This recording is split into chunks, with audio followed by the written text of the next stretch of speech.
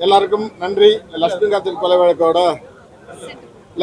கொலை வழக்கோட பத்திரிகையாளர் காட்சி இன்னைக்கு இருந்தது. Media show. நீங்கள் பெரும்பாலும் எல்லாருமே வந்து படம் பார்த்தீங்க, எங்களை நல்லா பாராட்டினீங்க. ஸோ இப்போ என்னென்னா, இப்போ முதல் கட்டத்தை நாங்கள் வந்து வெற்றிகரமாக தாண்டிட்டோம். உங்களுக்குலாம் படம் காமிச்சிட்டோம். அடுத்து மக்களுக்கு 10ஆம் தேதி படம் ரிலீஸ் ஆகுது. உங்களுடைய விமர்சனம் என்ன இருக்கோ அதை வந்து எங்களுக்கு எழுதி மக்கள் தேட்டருக்கு வர்றதுக்கு உங்களுடைய விமர்சனம் வந்து ரொம்ப ஒரு பெரிய அளவில் உதவியாக இருக்கும். நிறைகளை நிறைய எழுதி, குறைகளை கம்மியாக எழுதி, குறைகளை எழுதணும், கண்டிப்பாக எழுதுங்க. அதை கம்மியாக எழுதி, நிறைகளை அதிகமாக எழுதி எங்களுக்கு ஒரு ஒரு ஒரு வெற்றி பெறதுக்கான ஒரு ஃபவுண்டேஷன் நீங்கள் அமைச்சு கொடுக்கணும்னு கேட்டுக்கிறேன். நன்றி, தேங்க்யூ.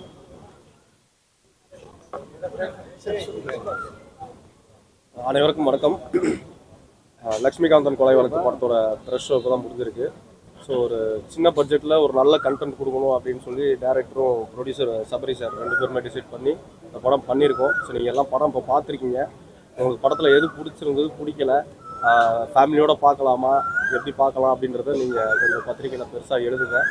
கண்டிப்பாக சப்போர்ட் பண்ணுங்கள். Thank you sir. நானா தலைவா? அந்த பக்கம் தான் நின்று பழக்கம். இந்த படம் எப்படி இருந்துச்சு அப்படிங்கிறத டைரக்டர் சொன்னது போல அதோடைய பாசிட்டிவ் அண்ட் நெகட்டிவ் ரெண்டுமே சொல்லுங்க அப்படின்னு நார்மலாக ஒரு டைரக்டருக்கு தைரியம் வராது. அவங்க வந்து எங்களுக்கு சப்போர்ட் பண்ணுங்க, நல்ல விதமாக எழுதுங்க மட்டும்தான் சொல்லுவாங்க. நெகட்டிவும் எழுதுங்க அப்படின்னு சேர்த்து சொன்ன வந்து ஒரு தைரியம். ஏன்னா இந்த படமே ஒரு தைரியமான ஒரு அட்டெம்ப்ட். இது வந்து ஒரு வெறும்னா ஒரு டைம் பாஸ் மட்டுமா இல்லாமல் ஒரு டைமை வந்து கன்ஸ்ட்ரக்டிவாக ஸ்பெண்ட் பண்ணுறதுக்கான ஒரு அட்டெம்ப்ட். இதில் நிறைய படம் பார்த்த பிறகும் பார்க்கிற ஒரு மனதில் அந்த நடிப்பு, அந்த கதை தாண்டி அது ஒரு சிந்தனையை தூண்டணும் அப்படிங்கிற ஒரு பெரும் முயற்சியில் இருக்குது. அது வந்து டைரக்டர் வந்து உங்களுக்கு தெரியும், பல விருதுகளை பெற்றவர்.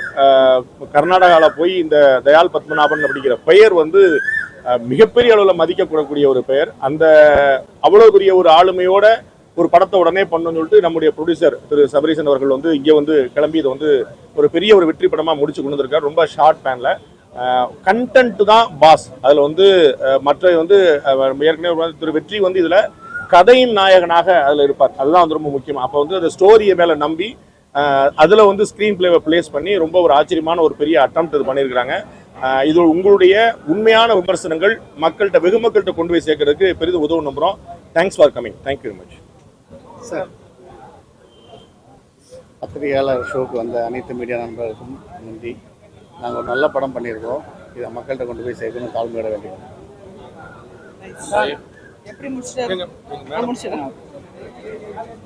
எல்லாருக்கும் வணக்கம்.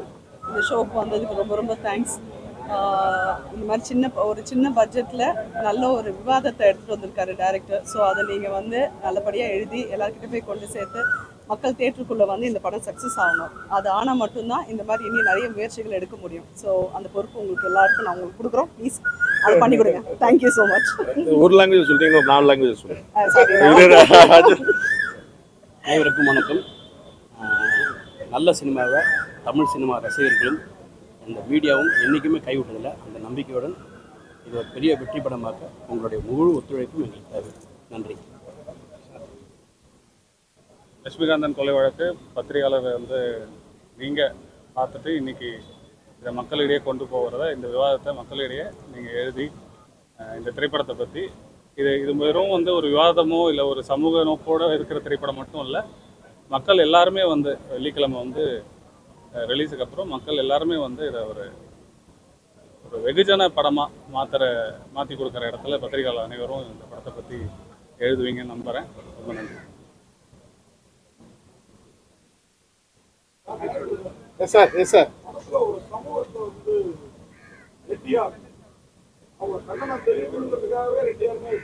அதெல்லாம் இல்ல, பொதுவா அதுதான் நீங்க ரெண்டாவது சொன்னதான் உங்கள்கிட்ட பதில் இருந்துச்சு. ஆனாலும் என் வாயில சொல்லணும்னு நினைக்கிறீங்க. பொதுவா அந்த வட்டி தொழில இருக்கிறவங்கள நம்ம வந்து அந்த சமூகத்தை சேர்ந்தவங்களை இருந்த ஒரு காலகட்டம் அது.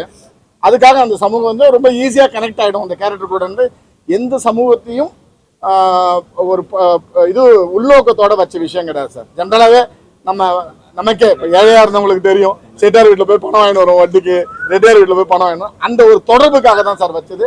மற்றபடி எந்த உள்நோக்கத்தையும் வச்சது கிடையாது. தெரிவிக்காதுன்னு நினைக்கிறேன் சார். நம்ம எல்லாரையும் சொல்லல, ஒரு ரெட்டியாரை தானே சொல்றோம் சார். சார்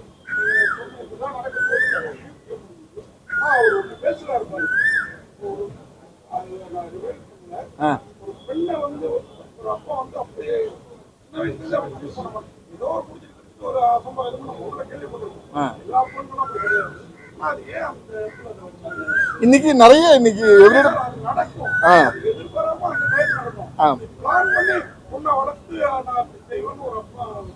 சார் நிறைய ஹிஸ்டரியா இருக்கே சார். 18 வருஷம்லாம் பொண்ணு ரூம்ல கட்டி போட்டு ஒரு அப்பாவே வந்து ஆமா தான் பெத்த பொண்ணை 18 வருஷமா வீட்டுக்குள்ளேயே வச்சு நிறைய விஷயம் இல்லை. அது மாதிரி என்ன நிறைய விஷயங்கள் இருக்கு. அதை பேசுனா அந்த கிளைமேக்ஸோட விஷயங்கள் வெளில ஒன்று, அதுக்காக தான் இல்லை. பட் நிறைய அதுக்கு ரெஃபரன்சஸ் இருக்கு சார்.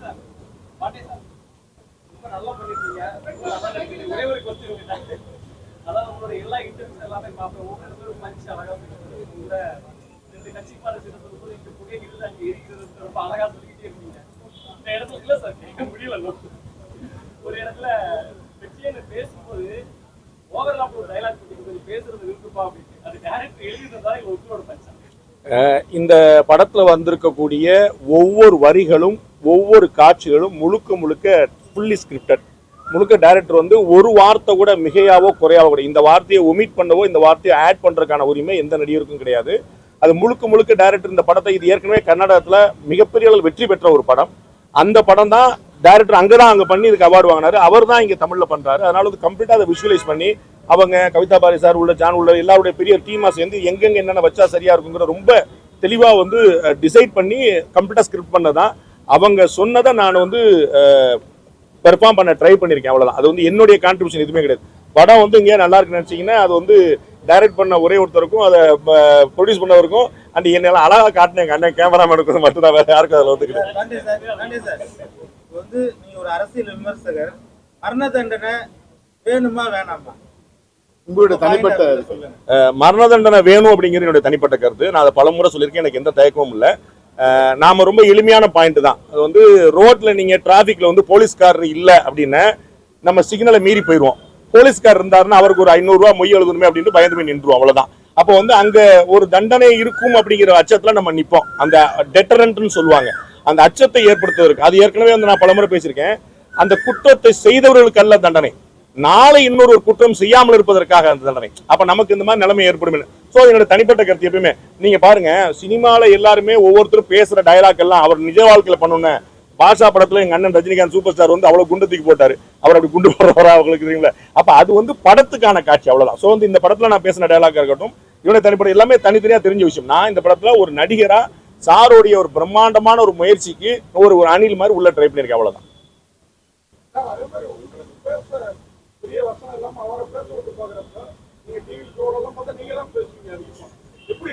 கொஞ்சம் வைத்தறிச்சலா இருந்துச்சு, அதான் இருந்துச்சு. அதான கணக்கு. சாரு கொண்டு வரதா எஸ்டாப்ளிஷ் பண்ண விரும்புறதா அந்த கதையோட நீட். நான் வந்து அதற்கு வழக்கம் போல வந்து ஒரு குறுக்கு சால் ஓட்டக்கூடிய ஒரு ஸ்பீட் பிரேக்கர் மாதிரியான ஒரு சாரு தான் அந்த கதை. அந்த கதையில வந்து ஆட்டோமேட்டிக் இன்னொரு டைமென்ஷன் இருக்கணும்ல, மோனோபோலியா ஒரே ஒருத்தர் பேசுற மாதிரி இருக்காது. அப்போ ஒரு கான்வர்சேஷன் மாதிரி இருந்தா தான் அது இன்ட்ரெஸ்டிங்கா இருக்கும். அப்போ சார் வந்து ஒரு விஷயத்தை ஜஸ்டிஃபை பண்ண ட்ரை பண்றாரு, அது அவரே அதுக்கு பலியா இருக்கிறதுனால அவர் வந்து ட்ரை பண்றாரு. அப்ப நான் வந்து அதர் சைடா உட்காந்து பேசுறேன். அது என்னன்னா நம்ம வந்து ஒரு காமன் மேனுடைய ஐடியா அப்படிதான் இருக்கும். ஒரு போலீஸ் ஆஃபீஸர் என்ன நினைப்பாரு, ஆமா நீ கொலை பண்ணுவ அப்புறம் தப்பிச்சு போயிருவியா, தூக்கில போடத்தான் செய்வாங்க அப்படிங்கிற ஒரு காமன் மேன் மைண்ட் செட் தான். அதை வந்து டைரக்டருடைய அந்த ஒரே ஆள் வந்து ரெண்டா ஸ்பிளிட் ஆகி டிஸ்கஸ் பண்றதுக்குல அதுதான் ட்ரை பண்றாரு. ஒரே ஆள் 2 பேர் பண்றவங்க 2 கேரக்டரா பண்றாரு. ஒருத்தன் பாதிக்கப்பட்டவன், ஒருத்தன் ஆமாப்பா என் கடமை செஞ்சுதான் பாடுன்னு சொல்றோம். இந்த 2 பேருக்குமான கான்வர்சேஷன் தான். ஸோ சாருக்கு எவ்வளவு டைலாக் நான் வந்து அதை நேரில் பார்த்தேன், அதுக்கு நான் பல இடத்துல நான் காம்ப்ளிமெண்ட் பண்ணியிருக்கிறேன். அவ்வளவு டைலாக்கை வந்து மனப்பாடம் பண்ண விஷயமா இல்லாம அவர் வந்து அங்கேயே அந்த இடத்துல அவரே வந்து அனுபவிச்ச மாதிரி டெலிவரி பண்ணது வந்து அவருடைய பெரிய திறமையா நான் பாக்குறேன். படம் வந்து தூக்கு தண்டனை வந்து தவறுன்னு சொல்லியிருக்கீங்க. ஆனா வந்து அது வலிக்காம சாவறதுக்கு ஒரு ஐடியா உங்களுக்கு எப்படி சார்? தூக்கு தண்டனை நெய்யெல்லாம் கடை போட்டா வலிக்காம பண்ணலாம். இல்ல எங்கேயுமே தூக்கு தண்டனை தவறுன்னு சொல்லவே இல்லையா. நான் 2 பக்கமும் பேசி ஈவன் இப்ப கடைசியா அது கன்சாலிடேட்டடா பண்றப்ப கூட நாங்க வந்து ரொம்ப பேலன்ஸ்டா சொல்லியிருக்கோம். எது சரி எது தவறுன்றத முடிவு பண்ற வேண்டியது நீங்க தானே சொல்றோமே. எங்க கயிறுல வந்து பாத்தீங்கன்னா அது வந்து வழக்கமா இருக்குது, அது வழக்கமா இருக்கு. இல்ல அது இப்போ ஒரு ரிசர்ச் பண்றோம், ஒரு படம் பண்றோம், அது ரிலேட்டடா ரிசர்ச் பண்றப்ப அந்த விஷயங்கள் வருது. தூக்கு போடுறப்ப அவனுக்கு வலிக்காம இருக்கிறதுக்காக ஐடியா கொடுத்த மாதிரி இருக்கு. ஆ? வலிக்காம சாகிறதுக்கு இது வந்து இந்த மாதிரி செஞ்சா வலிக்காம சாகிறாங்க சொன்ன மாதிரி இருக்கு. இல்ல அது வந்து அந்த படத்துல ரிசர்ச் நெய் தடவினால் தடவாட்டால் வலிக்கும். ஒரே ஒரு கேள்விதான் பாட்டைக்கு புரியுதா? லாஸ்ட் கேள்வி. No! ம் ம் சுத்தி நின்னது காவி கிடையாதுங்க. அது காலைல 4:30 மணி லைட்டு. எங்க அண்ணன் பண்ணி வச்ச லைட்டிங் அது. அவர் காவி வைக்கல, லைட் வச்சிருக்கிறாரு. உங்க கண்ணுல காவியா தெரிஞ்சிருக்கு. அந்த டயலாக் சொல்லக்கூடியது. அப்ப ஆளுக்கு நீ ஒரு சட்டம் சொல்லுவ, ஆளுக்கு நம்ம ஆளுக்கு ஒரு நியாயம் சொல்றோம்ல. ஆளுக்கு ஒரு நியாயம் இருக்க முடியாதுங்கிறது, ஆளுக்கு ஒரு சட்டம் இருக்க முடியாது. இந்தியால ஆக்சுவலா கிரிமினல் லா ஒண்ணுதான், சிவில் லா தான் மல்டிபிள். நமக்கு வந்து இந்து சிவில் லா இருக்கு, இஸ்லாமிக் சிவில் லா இருக்கு, சிவில் லா தான் வேற, யூனிஃபார்ம் சிவில் கோட் வேணும்னு சொல்லிட்டு இருக்காங்க. ஆனா கிரிமினல் லா ஒண்ணுதான். அதுதான் நம்ம சொல்றோம். அந்த படத்துல டயலாக் வச்சிருந்து அந்த வரி தான். இது வந்து எப்பா நீ ஒரு நியாயம் சொல்லுவ, இன்னொருத்த ஒரு நியாயம் சொல்லுவான், அப்படி ஆரம்பிக்க முடியாதுப்பா. கொலை செஞ்சியா? ஆமா, அது ஒத்துக்கிற, நேரம் தூக்குல போ, இவ்வளவுதான். சோ வந்து அது சட்டத்தை தான் சொல்லுது.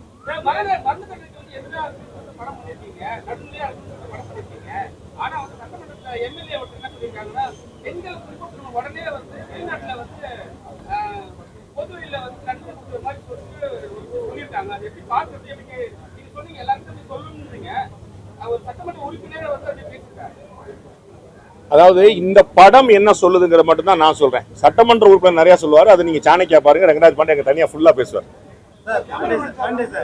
கடந்த காலம்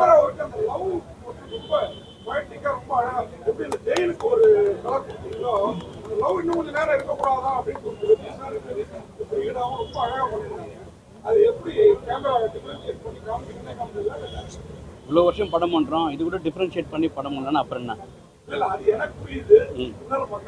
இல்லை, எப்பவுமே வந்து நம்ம டே நைட் நம்மளே வந்து இப்போ ஒரு ஒர்க் பண்ணும்போது நமக்கே தெரியும் எந்த டோனில் என்ன பண்ணணும்.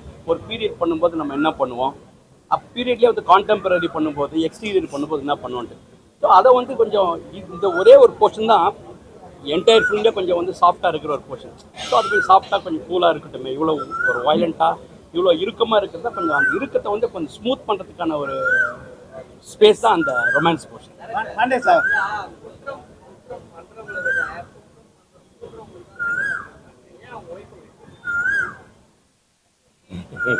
இது ஒரு நல்ல கேள்வி. ஒரு விஷயம் என்னன்னா, இப்ப இதுல வந்து ஒய்ஃப் கிட்டே அவர் வந்து போய் சொல்லிட்டு தான் போறாரு. ஒய்ஃப் கிட்ட கூட அவர் உண்மையை சொல்லல.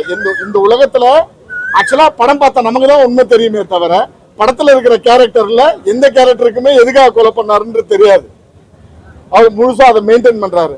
ஸோ போலீஸ்ல கூட ஒய்ஃபு கூட ஒரு காட்டி கொடுக்கல, என்ன நடந்துச்சுன்னு அவர் சொல்லவே இல்லை. நான் ஸ்கிரிப்ட் படி சொல்றேன், அவர் சொல்லவே இல்லை. இங்க ஆக்சுவலா படத்துல எந்த கேரக்டருக்குமே தெரியாது அவர் எதுக்காக கொலை பண்ணாருன்றது. அதனால அதுல தப்பிச்சவங்க தான் அவங்க ஒய்ஃபும். பாண்டே சார், கடந்த காலத்துல வந்து மரண தண்டனை வந்து இந்தியாவில் வந்து பேன் பண்ணி கொஞ்சம் காலமா வச்சிருந்தாங்க. கடந்த ஒரு 15 வருஷமா வந்து மரண தண்டனை வந்து திரும்ப வந்து நடைமுறைப்படுத்திக்கிட்டு வராங்க. இதுக்கு என்ன காரணம் நீங்க நினைக்கிறீங்க? நான் அறிஞ்சு பிரிட்டிஷ் இந்தியா காலத்துல இருந்து இன்னைக்கு வரைக்கும் மரண தண்டனை நிறுத்தி வைக்கப்பட்டதாக அறியல. அப்படி ஒரு பீரியட் நான் பார்க்கல. மரண தண்டனை இந்தியாவில் நம்ம ஏன் தேவைன்னு நான் சொல்றேன் அப்படின்னா, அது எப்பயுமே பொறுப்போடு தான் கொடுக்கப்பட்டிருக்கு. நமக்கு வந்து இந்த மொத்தமா 75 வருஷ சுதந்திர வரலாற்றுல 75 பேர் கூட தூக்குல போடப்படலை. அப்ப இந்த நாவரி வருஷத்துக்கு ஒருத்தர் கூட. அப்ப ரொம்ப ஃபில்டர் பண்ணி கவனமா பார்த்து ஹீனியஸ் கிரைம்ஸ். நம்ம வந்து இதற்கு முன்னாடி இஃப் ஐம் நாட் ராங், இதற்கு முன்னாடி தூக்கிலிடப்பட்டவர் வந்து யாகூப் மேனன் அப்படின்னு சொல்லிட்டு, அவர் வந்து அப்துல் கலாம் மறைந்த அன்னைக்கு வந்து அவங்க தூக்கில போட்டாங்க. ஸோ வந்து அது வந்து ரொம்ப ரேர். அதற்கு பிறகே கிட்டத்தட்ட ஒரு 7-8 வருஷம் ஆச்சு. இப்போ வரைக்கும் யாருமே போடல. ஸோ நம்ம வந்து மரண தண்டனையை நம்ம வந்து அமல்ல வச்சிருந்தாலும் அரிதும் அரிதான வழக்குகள், rarest of the rare cases அப்படின்னு சொல்லுவாங்க, அங்கதான் நம்ம பயன்படுத்துறோம். அதனால அது இருக்கு.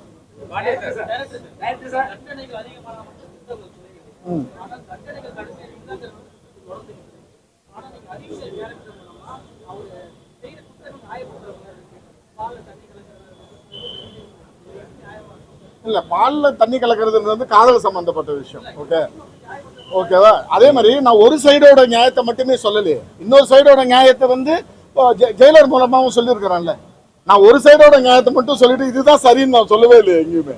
வெற்றி சார் வந்து ஒரு குற்றவாளி பாயிண்ட் ஆஃப்ல அவருடைய நியாயத்தை சொல்றப்ப ஆப்போசிட்ல ஈக்குவலா வந்து பாண்டே சார் மூலமா அது எந்த அளவுக்கு தப்புன்றதையும் தான் நான் சொல்லியிருக்கேன். நான் ஒரு சைடு பண்ணி இதுதான் அப்படின்னு சொன்னா உங்களுடைய கேள்வி கரெக்ட். நான் ரெண்டுத்தையுமே பேலன்ஸ் பண்ணி சொல்லி கடைசியில பாண்டே சார் சொல்லிடுறாரு, இதுக்கு மேல வந்து இந்த ஆர்குமெண்ட்டை வேணான்னு சொல்றாரு. ஏன்னா உனக்கு அதுக்கான டைம் முடிஞ்சு போச்சு, நீ பேசுறதுக்கான சுதந்திரம் கொடுத்துட்டேன், நான் நீ பேசிட்ட தெரிவிச்சுட்ட, கிளம்பு, அப்படித்தானே சொல்றாரு. நான் எங்கேயுமே வந்து ஒரு சைடு வெற்றி சார் தான் கரெக்ட்னு எங்கேயுமே சொல்ல. ஈவன் சுபவீர பாண்டியன் சார் கடைசியில் கன்சாலிடேட் பண்றப்ப கூட 2 சைடுக்கான படம் தானே நம்ம பேசுறோம். ஆமா சார். சார் சார் நீங்க 74ல பிறந்தீங்க, நீங்க 74ல பிறந்தீங்க, 72ல தூக்குல போட்டாங்க. 72 அதை புரிஞ்சுக்கணும். சொசைட்டியை பொறுத்தவரை பாத்தீங்கன்னா நிறைய கற்பழிப்பு இந்த மாதிரி கொலைகள் நிறைய நடந்துருக்கு. இந்த மாதிரி நபர்களுக்கு வந்து பாத்தீங்கன்னா மரண தண்டனைன்றது வேலூர் அடிக்குதுன்னா வேண்டாம் சார். நான் ரொம்ப கிளியரா, நான் ஏற்கனவே 2 பிரஸ் மீட்ல சொன்னது இப்பயும் நான் கிளியர். நான் வந்து மரண தண்டனைக்கு எதிரானவன் சார். அப்ப அந்த கற்பழிப்பு பண்றது தொடர்ந்து நடந்துட்டு இருக்கு இல்லையா? என்னதான் தீர்வு சார்? அதுதான் சொல்றேன். நான் என்ன சொல்றேன்னா, ஒவ்வொரு குற்றவாளியும் அவன் குற்றம் செய்யறப்ப அவன் வந்து ஒரு நார்மலான மனுஷனவே கிடையாது, ஒரு மனநலம் பாதிக்கப்பட்டவன் தான் குற்றம் செய்ய முடியும்னு சொல்றேன் நான். அவனுடைய மனநலம் பாதிக்கப்பட்ட ஒரு அப்நார்மலிட்டி கண்டிஷன் தான் அவன் குற்றம் செய்யறான். ஸோ அப்படியேப்பட்டவனை வந்து இன்னொரு அவனை மரணம்னு ஒன்று கொடுத்து அவனை சாகடிக்கிறத விட அவனை வந்து திருந்துறதுக்கான வாய்ப்புகள் மல்டிபிள் டைம்ஸ் கொடுக்கணும்ன்றது என்னுடைய தனிப்பட்ட கருத்து. படத்தோட கருத்து கிடையாது, என்னுடைய தனிப்பட்ட கருத்து. அதாவது சைல்டு அபியூஸ் வந்து தொடர்ந்து இந்தியாவில் வந்து நடந்துட்டு இருக்கு. நீங்க ஒரு பெண்ணு, உங்களோட பாயிண்ட் ஆஃப்ல வந்து சைல்டு அபியூஸ் பண்றவங்களுக்கு என்ன மாதிரி சட்டங்கள் கொடுக்கலாம், அதை பத்தின உங்களோட கருத்து? இல்லை, டெஃபினட்டாக வந்து மரண தண்டனை தான். அதுதான் நான் சப்போர்ட் பண்ணுவேன் நான். ஏன்னா வந்து தப்பு பண்ணுறவன் வந்து அந்த டைமில் அவன் மனநோயாளி அப்படின்னு இருந்தா அப்போ அவனுக்கும் தெரியுது யாரை பண்ணும் யாரை பண்ணக்கூடாதுன்னு ஒரு விஷயம் தெரியுதுல்ல. அப்போ தெரிஞ்சுதானே அவன் பண்ணுறான். அப்போ அதை வந்து என்னால் மன்னிக்க முடியாது. அவனுக்கு மரணம் தான் முடிவு.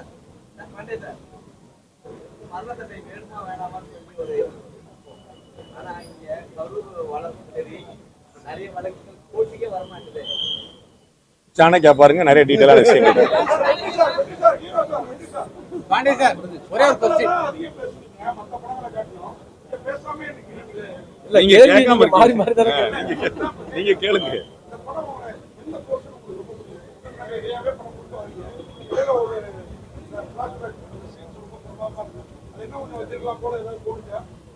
இல்ல, படமே மொத்தம் 22 நாள்ல முடிச்சிட்டோம். ஈக்குவலா ஸ்ப்ளிட் பண்ணி தான் எடுத்தாரு. ஆனா நீங்க சொன்ன மாதிரி அந்த வெளிய போர்ஷன் வந்து கொஞ்சம் ஃப்ரீயா இருந்தது. ஏன்னா ஜெயில் போர்ஷன் வந்து ஒரே இடத்துல ஃபுல் டே, காலையில போயிட்டு நைட்டு வர மாதிரி ஒரே இடத்துல இருந்தது. வெளியே இருந்த போர்ஷன் கொஞ்சம் காத்தோட்டமா கொஞ்சம் ஃப்ரீயா எடுத்தோம். இல்ல, அது நீங்க அவங்க கிட்ட தான் கேட்கணும். பாத்தீங்களா ஒரே கொஸ்டின். டிராஃபிக்ல ஒரு போலீஸ்காரங்க ஒரு நிமிஷம் ஒரு தப்பு தடுக்க முடியுன்றீங்க. நம்ம ஊர்ல போலீஸ்காரங்க சிக்னல் நினைக்கலாம். ஃபாரின் அமெரிக்கா, ஐரோப்பால ஃபாரின்ல சிக்னல் மட்டும் தான் இருக்கு. போலீஸ்காரங்க இல்ல. இது நாட்டோட தப்பா, மக்களோட தப்பா? போலீஸ்காரன் நிக்கிறான் அப்படின்னு சொல்லாம போலீஸ்காரர் நிக்கிறாரு அப்படின்னா வந்து நானும் சரியாத உள்வாங்கிக்க முடியும். இந்தியாட்ட நிறைய அட்வான்டேஜ் இருக்கு, ஐரோப்பிய நாடுகளில் இல்லாத நிறைய அட்வான்டேஜஸ் இருக்கு. நம்மகிட்ட மனித வளம் ரொம்ப அதிகம், அவங்கள்ட்ட மனித வளம் ரொம்ப கம்மி. நம்மளோட பரப்பளவோட அவங்க அதிகம், அவங்க டென்சிட்டி வந்து அவங்களுக்கு ரொம்ப கம்மி. அதனால சில அசௌகரியங்கள் இருக்கும். நம்ம வந்து அதனால நம்ம வந்து அவன் சூப்பர் நம்ம கம்மி அப்படிங்கிற இடத்துல இல்லை. ஐரோப்பிய நாடுகளுக்கான பலம் அவங்கள்ட்ட இருக்கு, இந்தியாவுக்கான அட்வான்டேஜ் நம்மகிட்ட இருக்கு. டைரக்டர் சார், நீங்க வந்து 72 காமிச்சிட்டு இந்த சரவணா சார் கண்ணாடிலாம் 2026 ஃப்ரேம் காட்டுறீங்க, அது எப்படி? யாருது?